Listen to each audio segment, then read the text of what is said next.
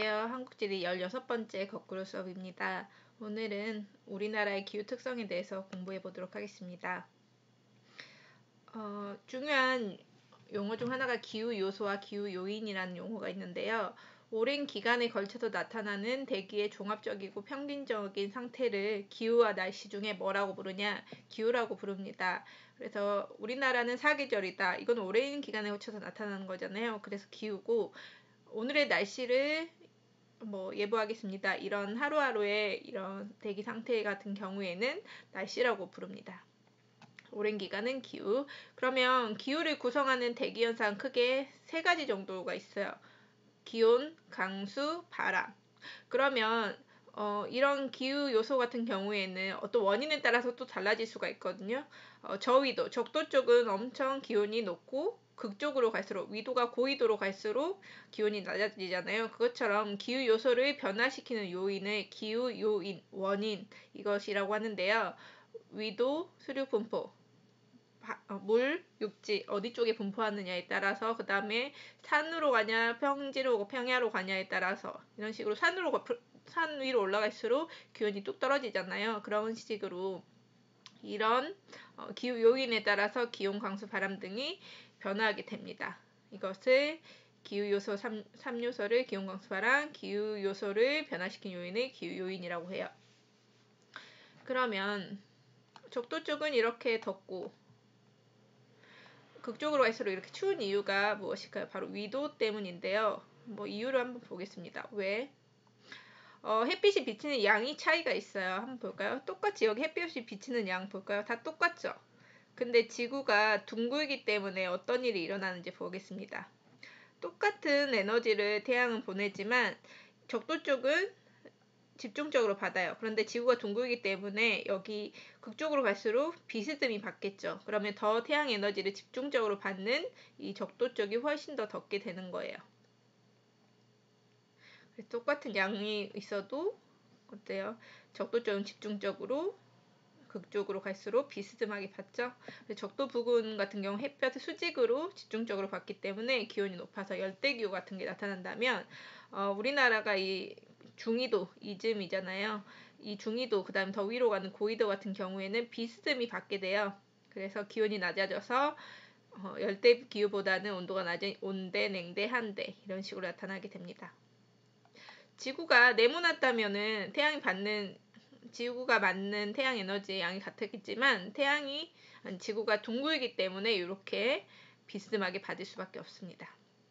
그 외에도 지구본을 많이 봤을 텐데, 지구본은 왜 이렇게 기울어져 있을까요? 바로 지구가 자전축, 지구가 한 바퀴 하루 동안 돌잖아요. 그 도는 이 축이라고 보면 될 것 같아요. 여기 이 축이 23.5도 실제로 기울어져 있기 때문에 지구본도 기울어져 있거든요. 그러면 이 지구가 이렇게 23.5도 기울어져 있어서 생기는 일들을 한번 보도록 할게요. 호주의 크리스마스는 네모다. 바로 한여름이거든요. 이렇게 호주의 크리스마스 12월 25일 크리스마스, 호주의 크리스마스, 이런 식으로 여름이에요. 왜 남반구랑 북반구의 계절은 반대가 될 수밖에 없을까? 호주는 남반구에 있고 지구가 이렇게 있으면은 적도 위쪽을 북반구, 아래쪽의 구를 남반구라고 해요. 우리나라는 여기 있고 호주는 여기 있어요. 남반구랑 북반구 계절은 반대거든요. 그래서 우리나라가 여름일 때 호주는 겨울, 우리가 겨울일 때 호주는 여름입니다. 왜 반대가 되냐? 지구가 1년 동안 이렇게 태양 한 바퀴를 뺑 돌아오는 것을 공전이라고 해요. 근데 그냥 지구가 기울어져 있지 않았다면 별일이 없을 텐데, 지구가 약간 이렇게 23.5도 기울어져 있어요. 그래서 어떤 일이 일어나냐? 지구가 이렇게 한 바퀴 태양 주위를 1년 동안 돌게 되는데요. 이쪽에 있을 때, 이쪽에 있을 때 이렇게 위치에 따라서 어떻게 되는지 볼게요. 태양이 이렇게 지구가 태양의 오른쪽에 있을 때는 볼까요? 북반구랑 남반구 중에서 어디가 태양이 더 머리를 내밀고 있죠? 그렇지, 남반구가 더 내밀고 있잖아요. 그래서 이때가 바로 남반구는 여름이 되고, 태양에서 좀 멀리 있는 이 북반구는 겨울이 됩니다. 이렇게 있다가 태양 주위를, 여기 태양 오른쪽에 있던 지구가 그대로 이쪽으로 와요.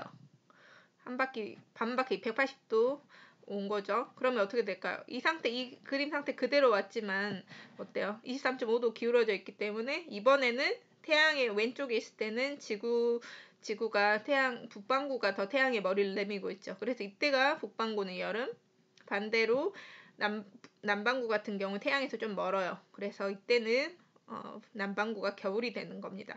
그래서 태양의 오른쪽에 있을 때는 북반구가 겨울이었는데 왼쪽에 이제 위치하게 되면은 이제 북반구는 여름이 되고 계속 반대가 되는 거죠. 그래서 북반구랑 남반구 계절이 반대예요. 그래서 왜 이렇게 계절 차이가 나냐? 자전축이 23.5도 기울어진 채로 한 바퀴를 쭉 돌기 때문입니다. 그래서 이렇게 받는 곳이 좀씩 달라져요. 그래서 북반구, 우리나라가 북반구죠. 2월 8일 여름이라면 남반구는 그때가 겨울이고 겨울, 여름 반대가 되는 거예요. 그리고 우리나라도 어떻게 되죠? 이런 식으로 23.5도 기울어진 채로 이동하기 때문에 우리나라도 봄, 여름, 가을, 겨울 4계절이 나타나게 되는 겁니다. 그래서 왜 우리나라 사계절이 뚜렷하게 나타나냐? 우리나라가 어느 쪽에 위치하느냐에 따라서 어떤 때는 여름, 어떤 때는 겨울이 됐잖아요. 그래서 지구의 자전축이 23.5도 기울어진 채로 공전하기 때문이다. 그 다음에 왜 위도에 따라서 다양한 기후가 나타나는 걸까? 저위도는 왜 태양을 덥고 고위도로 갈수록 추워지는 걸까? 지구가 둥글기 때문에 위도에 따라 태양을 받는 양이 달라지는 거죠. 그렇기 때문에 어디 위치에 있느냐에 따라서 열대기후, 한대기후까지 나타난다는 거. 그리고 위도에 따라서 우리나라는 북반구 중에서도 저위도, 중위도, 고위도 중에서 중위도에 위치해요. 중간쯤 위치해요. 그래서 사계절이 뚜렷한 온대 기후가 나타나고 그 다음에 유럽, 아시아를 합쳐서 유라시아라고 하는데 유라시아 동쪽에 위치할 때랑 서쪽에 위치할 때랑 특징이 좀 달라요. 우리나라 같은 경우는 유라시아 대륙 동쪽에 위치합니다. 그렇기 때문에 특징이 뭐냐? 연교차가 큰 편이에요. 연교차가 큰 편. 그리고 연교차가 뭐냐면 1년 중에서 가장 더운 달의 평균 기온과 가장 추운 달의 평균 기온의 차이라고 보면 되는데 대륙의 영향을 많이 받을수록 연교차는 커집니다. 우리나라는 연교차가 큰 대륙성 기후이고 대륙의 영향을 받는 기후. 그 다음에 계절풍. 우리 배웠었죠? 계절에 따라서 바람의 방향이 달라지는 계절풍 기후의 영향을 받는다. 그래서 우리나라 같은 경우 대륙 동안에 있어서 연교차가 크다고 했죠. 그래서 겨울에는 확 춥고 여름엔 너무 더워요.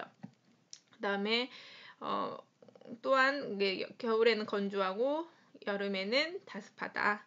반대로 유럽 쪽, 유라시아 대륙의 서쪽에 있는 유럽 쪽 같은 경우에는 바다의 영향을 많이 받아요. 그래서 그런 기후를 해양성 기후라고 하고 바다의 물의 영향을 많이 받으면 어떻게 되냐? 기온의 연교차가 작다는 특징이 있습니다. 그래서 연교차는 고위도로 갈수록 커져요. 그래서 적도 쪽이랑 그다음 극쪽 중에서 어디가 더 연교차가 크냐? 위쪽으로 갈수록 커진댔죠. 극쪽이 훨씬 더 큽니다. 그다음 똑같은 위도가 있으면은 바다랑 그다음 육지 쪽에서 어떤 게 더 연교차가 크냐? 육지가 훨씬 커요. 그래서 우리나라는 대륙성 기후의 영향을 받기 때문에 육지의 영향을 받으니까 큰 거고 유럽 같은 경우에는 대륙선인 유럽은 물의 영향을 많이 받기 때문에 연교차가 작다 이렇게 이해를 하면 될 것 같습니다. 그래서 이 그래프를 보면 여기 이런 점점점 되어 있는 선 그래프 같은 경우에는 옆에 있는 기온을 나타내는 거고 여기 같은 경우 이 파란색 막대기 같은 건 강수량을 나타내요. 그럼 런던과 서울 중에서 어디가 더 연교차가 큰지 한번 볼게요. 연교차는 가장 더울 때 가장 추울 때의 평균 기온의 차이라고 했죠. 가장 더울 때, 가장 추울 때 차이가 이 정도밖에 안 돼요. 근데 여긴 어때요? 서울은 대륙 동안인 서울 가장 더울 때, 추울 때 차이가 대한민국이 더 크죠. 그 다음에 영국 같은 경우에는 1년 내내 비가 골고루 와. 근데 우리나라는 어떻게 되죠? 여름에 집중적으로 오고 안 올 때는 또 조금 오고 그런 차이가 있어요. 그래서 서울은 런던에 비해서 연교차도 크고 강수량의 계절마다의 차이가 또 크다는 것을 알 수가 있죠. 그리고 영국 같은 경우에는 우리나라는 겨울에 이렇게 영하권에도 들어가고 하는데 대륙 서양 같은 경우에는 겨울에도 영상권이에요. 0도 이상 돼요. 그래서 겨울이 비교적 온난하기 때문에 영국 같은 경우에는 겨울에도 축구리그를 운영할 수가 있어요. 그리고 연중 수비하기 때문에 풀이 계속 자랄 수가 있어요. 그래서 이런 가축 같은 걸 키우는 그런 농업이 많이 발달해 있어요. 그래서 우유 같은 젖소를 키우는 낙농업, 그다음에 꽃, 화훼 농업, 그다음에 혼합 농업이라는 것은 그 가축을 사육하기 위해서 그 가축을 먹일 곡물 같은 걸 같이 재배하는 것을 혼합 농업이라고 해요. 그래서 어쨌든 초지가 조성이 유리하기 때문에 가능한 거고요. 우리나라는 여름철만 고온 다습하기 때문에 여기는 벼농사가 발달하게 됩니다. 여기까지 할게요.